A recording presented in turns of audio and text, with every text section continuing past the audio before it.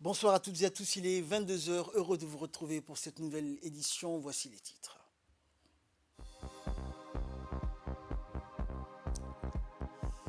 Un atelier sur la stratégie et du plan d'action national a été organisé à Alice Abier pour sauvegarder notamment la biodiversité. Et dans l'actualité internationale, la Méditerranée est devenue un cimetière de migrants. Voilà pour les titres, bonsoir à tous. Le président de la République, Ismaël Omar Guelleh, a exprimé ses chaleureuses félicitations et ses vœux de plus grand développement et prospérité au peuple ami ougandais, commémorant ces jours-ci l'anniversaire de la fête nationale de ce pays. Ces vœux du chef de l'État sont intervenus dans un télégramme de félicitations adressé aujourd'hui au président Yoweri Museveni. Le peuple et le gouvernement de Djibouti se joignent également à moi pour manifester leur sympathie et amitié à la nation sœur ougandaise, a écrit le président Guelleh dans le message envoyé à Museveni. La nature privilégiée des relations d'amitié et de coopération entre Djibouti et l'Ouganda sont à la mesure de la solidarité naturelle découlant de leur appartenance commune à la même région, a noté le chef de l'État dans le même document. Le président de la République met également à profit ce télégramme pour se réjouir de la convergence de vues caractérisant les deux nations dans les voies et moyens d'appréhender les principaux défis à l'ordre du jour dans cette partie du monde. Et ce communiqué qui nous est parvenu du ministère de la Défense et qui indique que, je cite, dans la nuit du 6 au 7 octobre 2022, aux environs de 2 heures, un groupe terroriste dénommé Fruits d'Armée a attaqué nos troupes basées à Garaptissan du régiment de Tadjoura. Cette bande est connue pour ses actes odieux et criminels consistant à terroriser et piller les populations des secteurs éloignés du pays. Malgré que nos militaires se soient défendus vaillamment, cette attaque aura causé la mort de 7 de nos soldats, 4 blessés ainsi que 6 portés disparus. Les renforts sont sortis aussitôt afin de soutenir cette unité avancée. À l'heure qu'il est, la poursuite est en cours. Tous les moyens humains et matériels sont engagés pour neutraliser ces terroristes et retrouver nos 6 portés disparus. Le président de la République condamne fermement cette attaque terroriste et exprime ses sincères condoléances aux familles des victimes. Le chef de l'État affirme que tous ces malfaiteurs seront poursuivis, arrêtés et présentés devant la justice. Le ministère de la Défense compte donc sur l'appui de la population de la région pour signaler ou fournir les éventuelles informations qui permettront de retrouver leurs traces. Fin de citation. Dans l'actualité également, suite aux coupures d'hier, la Direction générale de l'électricité de Djibouti tient à informer son aimable clientèle que dans la journée d'hier, un énorme tourbillon de vent a provoqué un incident important sur la ligne 230 kV à Adigala, à hauteur du Petit Bara. Cet énorme tourbillon a déporté un conducteur d'une phase de la ligne 230 kV alimentant Djibouti vers le poteau de l'autre ligne 63 kV alimentant les régions d'Ali-Sabié et d'Ikil, et le dit conducteur s'est accroché sur le pylône 126 alors qu'une distance de 23 mètres sépare donc les conducteurs des phases les plus proches de ces deux lignes.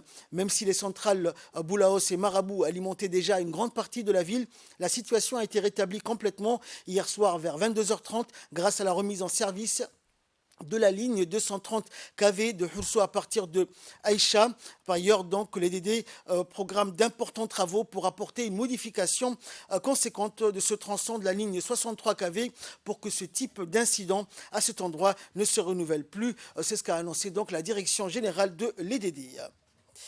Le ministère de l'Éducation nationale et de la formation professionnelle a pris part au symposium continental sur la recherche et l'innovation en éducation organisé par les centres KIX Afrique 21 et KIX Afrique 19 à Addis Abeba du 4 au 6 octobre dernier. Il convient de préciser que les centres KIX 21 et 19 sont coordonnés respectivement par le consortium composé par le Confemen, l'IFEF et l'AUF et celui de l'UNESCO, de l'UNICEF et de la Commission de l'Union africaine. Le symposium dont le thème était donc de réinventer l'éducation pour un meilleur impact sur les résultats d'apprentissage en Afrique subsaharienne fait suite au sommet sur la transformation de l'éducation qui a eu lieu à New York à la mi-octobre. Il vise notamment à consolider les conséquences, les connaissances et données probantes au niveau régional, à mutualiser également les innovations et les pratiques et à créer des synergies entre les acteurs de l'éducation et ceux du monde universitaire et ceux au profit des systèmes éducatifs. La finalité étant de promouvoir l'utilisation des résultats de recherche dans l'orientation des politiques publiques d'éducation avec un fort impact sur les apprentissages. L'académie de police Idriss Farah Abani a abrité hier une cérémonie de clôture de deux formations destinées à la brigade canine de la police nationale et aux hommes du RAID. Ces deux compagnies ont pour mission principale de lutter contre le terrorisme et le grand banditisme. Cette journée donc d'hier avait débuté avec les démonstrations des acquis appris durant cette formation offerte par les carabiniers italiens. Ces sessions de formation qui ont débuté le 11 septembre dernier ont été axées sur l'arrestation des malfaiteurs par les chiens de la brigade cynophile et la démonstration d'une intervention dans un milieu clos.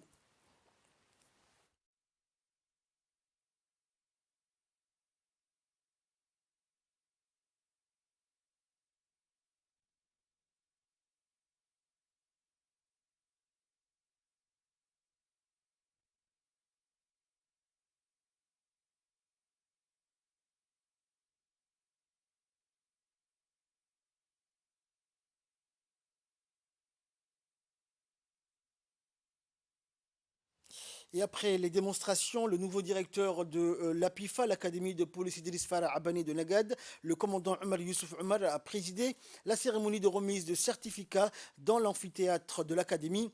Et dans son discours, le directeur de l'Académie, le commandant Omar Youssouf Omar, a mis l'accent sur la nécessité de ces formations qui s'inscrivent dans le cadre de la lutte contre le terrorisme et la criminalité. Le commandant Omar Youssouf a également rappelé le rôle majeur joué par les maîtres chiens dans la détection des drogues et des explosifs. A noter que ces formations s'inscrivent dans le cadre de la Miadite 17. La journée s'est clôturée par la remise des certificats et la traditionnelle photo de famille.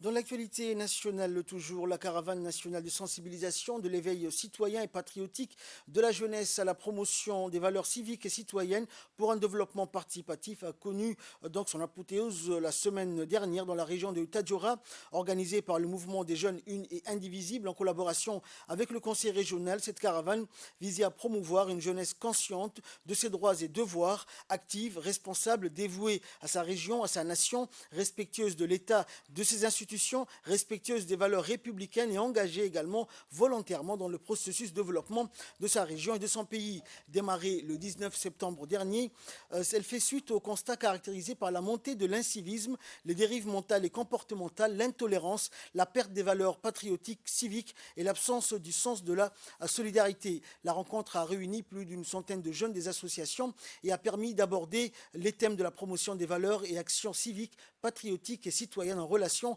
avec la culture de la paix et l'unité nationale. Après Tadjoura, direction Ali Sabier, où le conseil régional a abrité un atelier régional de révision de la stratégie et du plan d'action national en faveur de la biodiversité. L'atelier, sous la houlette du préfet de la région, Moussa Aden Migane, et du président du conseil régional, Charmaki Hassan Alalé, a abordé des questions, donc certainement le devenir de l'espèce endémique de la région, le béra, en but à des pressions croissantes sur le bois, l'espace vital et les ressources en eau. Rappelons toutefois que la préservation de la biodiversité est considérée aujourd'hui comme un des enjeux du développement durable et constamment menacée par l'homme. La protection de la biodiversité est devenue, depuis le sommet de la Terre à Rio de Janeiro en 1992, une préoccupation commune à l'humanité et le cadre des stratégies nationales visant à la préserver.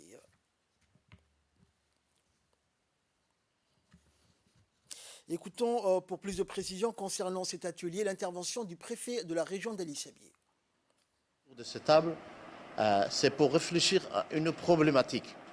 Comment sauvegarder notre environnement? Comment sauvegarder la biodiversité de la région d'Ali Sabier? Nous savons très bien que nous avions une très belle biodiversité à Ali Sabier, que ce soit les animaux sauvages, que ce soit la végétation, parce qu'Ali Sabier était riche en végétation. de visu, on voit déjà, par nous-mêmes, on constate la disparition de beaucoup de choses. Des plantes qu'on n'avait que pour Ali Sabié, dans la région d'Ali Sabié, comme le Adi, le Qalan, ça commence à disparaître. Alors, quels sont les phénomènes? Premier, donc, c'est le changement climatique. Deuxièmement, la surpopulation dans la région. L'augmentation de la population de la région d'Ali Sabié depuis ces 10 dernières années. Et les sécheresses répétitives. Si nous ajoutons ça donc à l'action humaine, c'est encore plus grave. La déforestation est l'une des premières causes qui ramènent le réchauffement climatique. Nous avons déjà remarqué que le climat d'Ali Sabié n'est plus comme celui d'il y a une vingtaine d'années. Beaucoup de changements ont eu lieu. Aujourd'hui, nous sommes réunis ici pour nous mettre d'accord sur des actions à entreprendre. C'est fini, le temps de la réflexion est terminé. Maintenant, nous devons mettre en place des actions. Comment conscientiser la population à ce danger? Qu'est-ce que nous devons sauvegarder en priorité? Quelles actions nous devons mettre en place? C'est ça, donc cet atelier d'aujourd'hui, à la fin de la journée, donc nous devrons avoir des recommandations. Et nous restons à Ali Sabié, d'où des membres de la brigade de la douane, en étroite collaboration avec le détachement de la police nationale, a intercepté à la frontière du Galilée une importante marchandise de canne de contrebande. Ces interceptions de marchandises illégalement introduites sur le territoire national s'inscrivent dans le cadre des actions de lutte menées contre la contrebande de toutes sortes. Pour rappel, chaque semaine, des quantités énormes de cannes de contrebande non autorisées et destinées à la vente sur le marché national sont saisies et détruites par les corps en uniforme. La marchandise saisie dernièrement à cette occasion a été composée de 20 colis de 4 et 7 kilos dont le poids total a été estimé à 300 kg de 4. Selon la procédure standard en vigueur, cette quantité a été transmise à la brigade de la douane et détruite sur place en présence du chef de la brigade de la douane d'Ali Sabié. Et dans le dossier de cette édition, nous allons parler du devoir de mémoire et du musée EGA qui a été inauguré tout récemment par le président de la République. Regardez, c'est un document de la rédaction.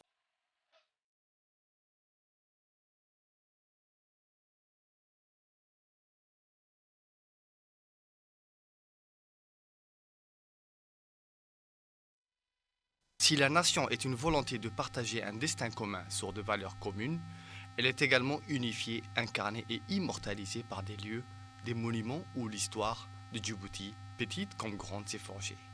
À travers des sites, des lieux de communautés d'hommes, de femmes se retrouvent autour d'un destin.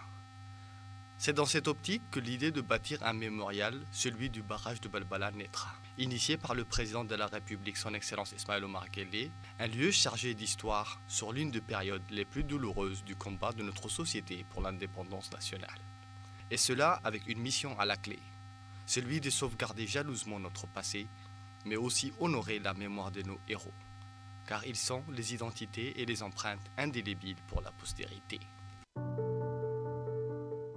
Si nous avons édifié ce mémorial, ce n'est pas pour ressasser le passé, c'est juste pour ne pas oublier ce qui s'est passé, pour se souvenir, mais aussi pour transmettre. C'est une partie de notre histoire. Nous ne devons pas la rejeter dans l'oubli, mais au contraire la préserver au fond de notre mémoire collective. Oui, le devoir de mémoire participe à la cohésion de notre société et à l'affermissement de notre identité nationale. Ce mémorial situé au lieu exact du barrage illustre toute une symbolique, celui de ne pas oublier l'histoire. Une initiative judicieuse au relent patriotique, qui a valeur de relais physique dans l'archivage et le maintien en vie d'un des faits majeurs de l'histoire collective de notre société. Servir de socle à l'essor de notre cohésion et identité nationale. Une belle façon de modeler, par anticipation, le visage de notre société de demain.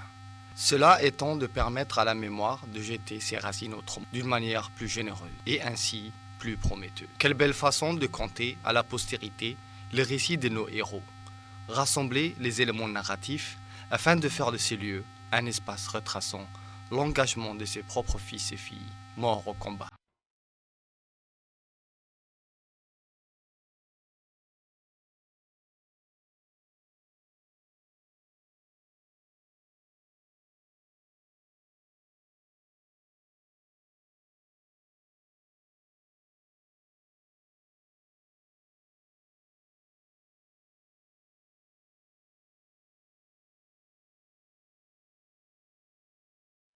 askartii aan ahayn haddana isaga aan u shaqaynaynay haddana gobonimadoonka wax badan ayaan maaragtay ka soo ayaan ka qayb galay haddana askartiisaan ahayn waayo qoladan dee maaragtay dee jabhad baan lahayn jabhadda direyskaan u soo gelinayna laga En même temps que je m'engage dans le service militaire des forces coloniales françaises, je faisais partie de la résistance.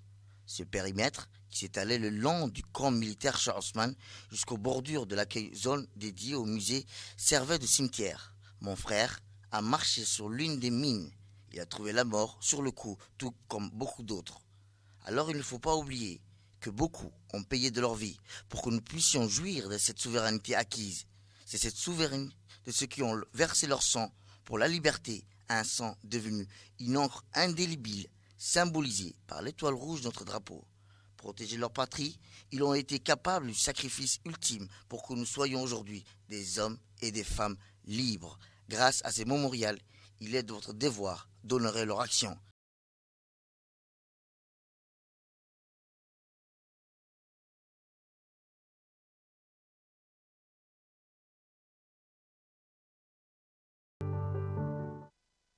Dans un monde en constante évolution, il va de soi pour aller de l'avant et accompagner la marche du monde. Cela nous incombe de savoir d'où l'on vient. Pour cela, il est important que la nation se retrouve dans des lieux où elle s'est forgée et de ne pas oublier ces hommes et ces femmes qui ont perdu la vie pour la défense d'un rêve, le rêve d'une Djibouti plus grande.